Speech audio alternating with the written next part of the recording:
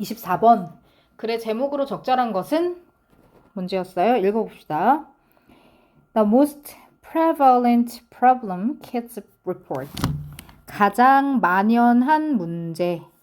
가장 흔한 문제. prevalent는 만연한, 널리 퍼져 있다는 뜻이거든. 그래서 널리 퍼진, 만연한 단어 정리해놔요. common의 의미예요. common, 흔한. widespread. 자, 그러니까 가장 흔한 문제야. 근데 어떤 흔한 문제냐면 아이들이 보고하는 kids report죠. 아이들이 보고하는 가장 흔한 문제는 is that 다음과 같다. They feel like they need to be accessible at all times. 그들이 느낀다라는 거예요. They need to be accessible. 그들이 accessible 해야 된다라고. accessible 해야 된다고. 접근 가능해야 된다고. at all times. 늘. 모든 시간에 늘. 늘 접근 가능해야 한다라고 느끼는 것이다. 그것이 아이들이 보고하는 가장 흔한 문제다. Because technology allows for it. 기술이 그것을 허락하기 때문에. 자, 그것이 의미하는 것은 늘 접근 가능한 것이죠. 그것을 허락하기 때문에 they feel an obligation. 그들은 의무를 느낀다. 자, 지금 이 글은 무슨 이야기를 하는 거냐면 아이들이 느끼는 의무, 아이들이 느끼는 흔한 문제에 관해서 얘기하는 거고 아이들이 느끼는 의무감 혹은 문제는 늘 접근 가능한 상태여야 될 것 같은 그런 의무감이 아이들이 느끼는 어려움이에요. 이해되죠? It is easy for most of us to relate. 쉽다. 이승 가주어죠. For most of us. 의미상 주어. 우리 대부분이 to relate. 공감하기 쉽다. You probably felt the same pressure.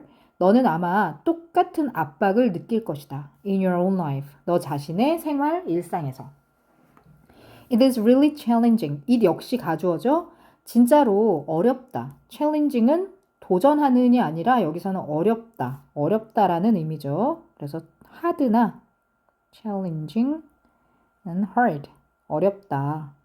혹은 difficult. 의 의미고요. 혹은 뭐 우리도 아는 단어 중에 tricky, 어려워 라든지 demanding, 노력을 요하는 이란 뜻이지 demanding, 노력을 요하는, 어려운, 힘든 이라는 의미죠. 동의어 정리해 놓으세요. 자, 어렵습니다. 뭐가 어렵냐면 to deal with the fact, 어떤 사실을 다루고 처리하는 것이 어려워요. 어떤 사실? 대덩어리라는 사실. 이 대는 뭐뭐라는 이라는 뜻이죠. 동격 접속사입니다. The fact that 하고 뒤에 완전한 절이 오면 뭐뭐라는 사실 이렇게 해석을 하면 돼요. 자, 우리가 인간이고 나도 사람이고 and can't always respond instantly. 그렇기 때문에 늘 즉시 반응할 수는 없어. 즉시 답을 할 수는 없다라는 사실을 처리하기가 혹은 다루기가 어려워. 됐니? 자, 그러니까 지금 이 글 무슨 얘기하는 거야? 즉시 답을 해야 된다. 즉시 답을 할 수는 없다. 이런 말이 무슨 말이야, 그러니까? 아, 왠지 바로바로 답해야 될 것 같은 의무감에 사로잡혀서 살아간다는 거야. 우리 현대인들이. 그치? 즉, 바로바로 답을 한다라는 것이 뭐랑 같은 의미예요? 늘 접근 가능하다랑 같은 의미인 거죠. 이해되죠? 자, for a teen or tween, 10대 혹은 10대 초반에게. 이때 for는 뭐뭐에게. tween은 10대 초반이라고 밑에 주어져 있어요.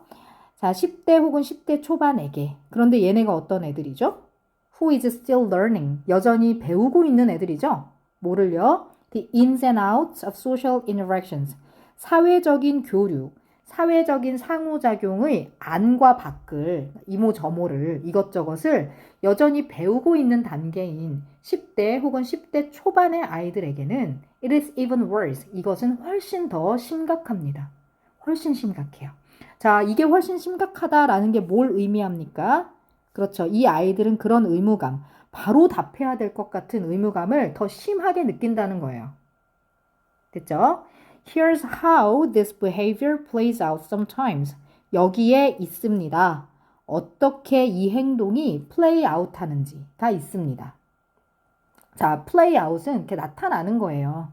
자, 때로 이런 행동이 어떻게 드러나는지가 여기에 있습니다. 즉, 이런 방식으로, 이렇게 해서 이런 행동이 드러납니다. 어떤 방식으로 드러나냐면 콜론 뒤에 설명해 주죠. 당신의 아이가 text one of his friends 친구들 중 한 명에게 문자를 보내요. And the friend 그리고 그 친구는 doesn't text back 바로 답문을 해주질 않죠. right away 당장. 자, right away는 instantly라고 하는 단어를 말 바꿔서 쓴 거죠. 즉시 당장. 자, 바로 답을 안 해줘요. 자, 그러면 it is easy, 쉽죠. 이승 가주어죠. for your child, 당신의 아이가 의미상 주어 to think, 생각하는 것이 쉽죠. This person doesn't want to be my friend anymore. 얘가 더 이상 나랑 친구하기 싫은가 보다. 이렇게 생각하기가 쉽다는 거죠. 됐어요? 아, 극단적이야, 그치?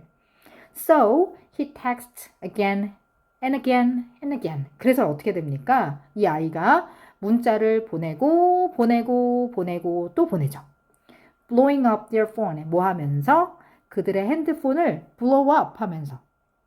얘들아, blow up 하면은 이건 무슨 말이냐면 훅 불어버린다? 확 폭발시키는 거야.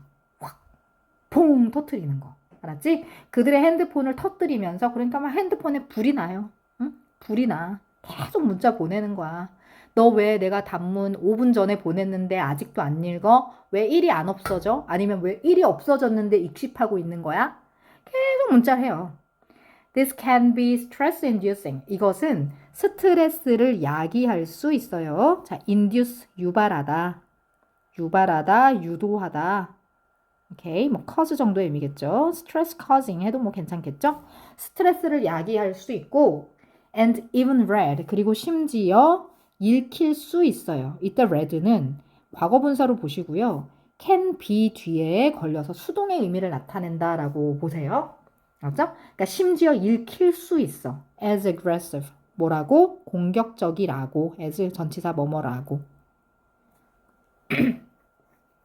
그러니까 누구에 의해서 공격적이라고 읽힐 수 있다는 거야? 내 문자 받는 그 친구, 그 상대방, the other friend. 이해되죠? 걔에 의해서 얘는 진짜 왜 이렇게 공격적이냐? 이렇게 느껴질 수 있다는 거죠. But you can see how easily this could happen. 하지만 너는 알 수 있어. How easily, 얼마나 쉽게 이것이 일어날 수 있는지를 너는 알 수 있어. 자, 얼마나 쉽게 이것이 일어날 수 있는지 이게 무슨 말이야? 이런 일. 그러니까 아이들이 문자를 보내고 바로바로 답 안 하면 상처받고 서로 상처를 주고 하는 이런 일. 이해되지? 이런 일이 너무너무 쉽게 일어난다는 거야. 너무너무 쉽게 일어나고 그걸 네가 볼 수 있다는 거야. 이때 너는 누구예요?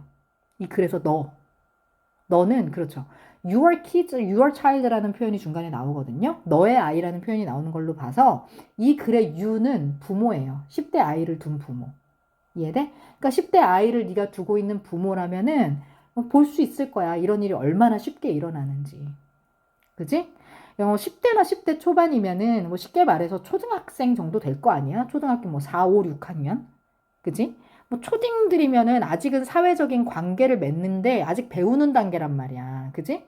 그러니까 친구가 답장을 좀 늦게 보내면 그래 얘가 무슨 일이 있나 보지. 아직 이 생각을 하기가 힘든 나이야. 그지? 그러니까 이런 아이들은 어때? 내가 문자 보냈는데 제가 답이 한 뭐 2시간 동안 없어. 그러면 뭐야? 내가 뭐 잘못했나? 나랑 친구하기 싫은가? 이렇게까지 간다는 거야. 그래서 막 괴로워하고 문자 계속 보내고.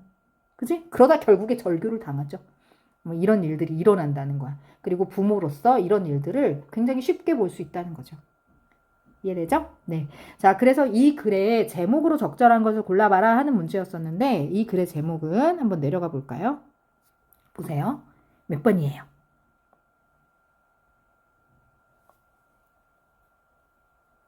그렇죠? 5번입니다. 5번에 connected but stressed.